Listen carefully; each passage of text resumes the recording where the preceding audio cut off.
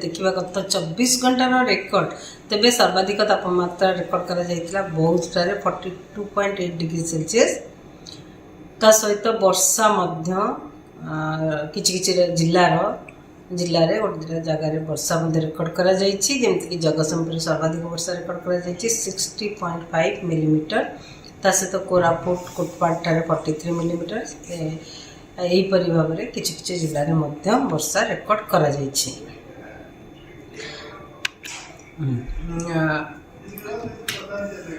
पूरा मनसून देखा तेबे एक्चुअल वर्षा होती 55 मिलीमीटर जोटा कि आम नॉर्मल वैल्यू रही 106.9 मिलीमीटर जहाँफल कि आमर 48% कम वर्षा रही राज्य में। संबलपुर में 40 डिग्री सेल्सियस रेकर्ड करा Hirakud 39.6 degree Celsius. Titlagarh Nuapada 39 degree Celsius तापमात्रा रेकर्ड करा किंतु Sambalpur 3.6 degree Celsius normal value ठारू कि स्वाभाविक वैल्यू ठारू अधिका रही। कोरापुट में स्वाभाविक तापमात्रा ठारू 5.4 डिग्री सेल्सियस अधिका तापमात्रा रही। भुवनेश्वर 4 डिग्री सेल्सियस अधिका रही। कटक में 2.7 डिग्री सेल्सियस अधिका रही। वर्तमान आमर स्थिति पाणीपागर स्थिति अनुकूल रही। मनसून आग को बढ़ापी आगामी 3 ରୁ 4 दिन भितर ओडिशार किछि पार्ट आग को बढ़िबार संभावना रही। सहित आगामी 24 घंटा जब देखा पूर्वानुमान करवा आमर उत्तर ओडिशार जिलागुड़िक सहित उपकूलवर्ती अंचल जिलागुड़िक अनेक स्थान हल्का मध्यम वर्षा होवार संभावना रही। किंतु दक्षिण अभ्यंतरण ओडिशार जिलागुड़िक किछि स्थान में हल्का मध्यम वर्षा रहा। सहित प्रबल वर्षा गोटे किंबा 2टा स्थान में होबार संभावना रही मयूरभंज एवं केउंझर जिले में।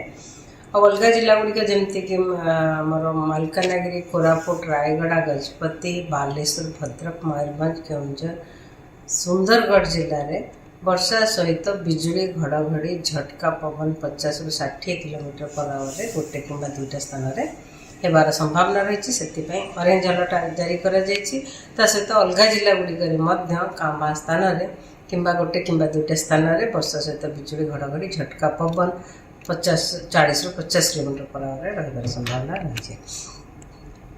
काली जदि पूर्वानुमान करवा तेबे आम उत्तर ओडिशार जिलागुड़िक एवं उपकूलवर्ती अंचल जिलागुड़िक अनेक स्थान में हल्का मध्यम वर्षा रही संभावना रही। किंतु दक्षिण अभ्यंतरण ओडिशार जिलागुड़िक किछि स्थान में हल्का मध्यम वर्षा हो पारे। सहित प्रबल वर्षा गोटे किंबा 2टा स्थान में होबार संभावना रही जमीक मयूरभंज जिला केउंझर एवं भद्रक जिले में।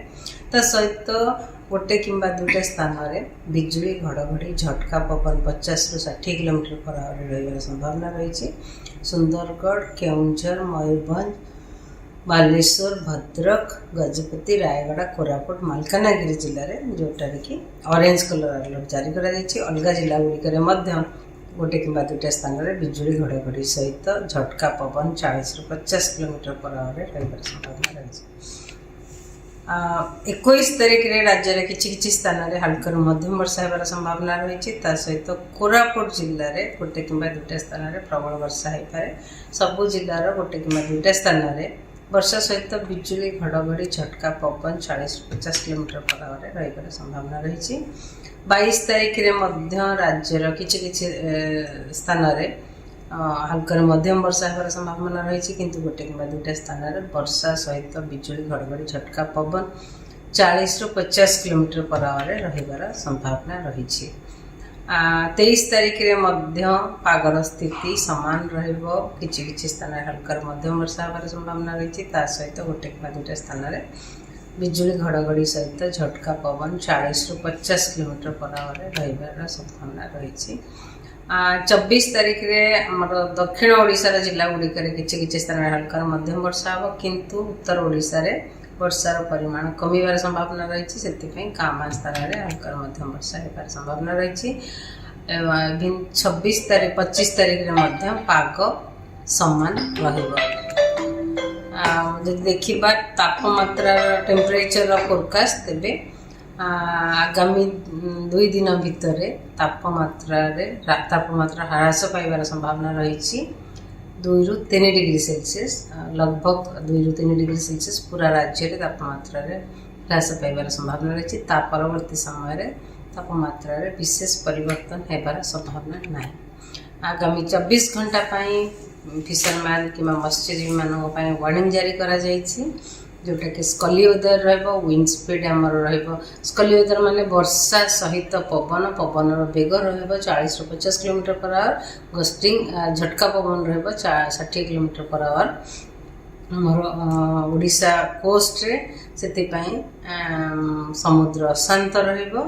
हमर मत्स्यजीवी मानक एडवाइस करा होछि से माने समुद्र को माछ धरिया पे न जातु।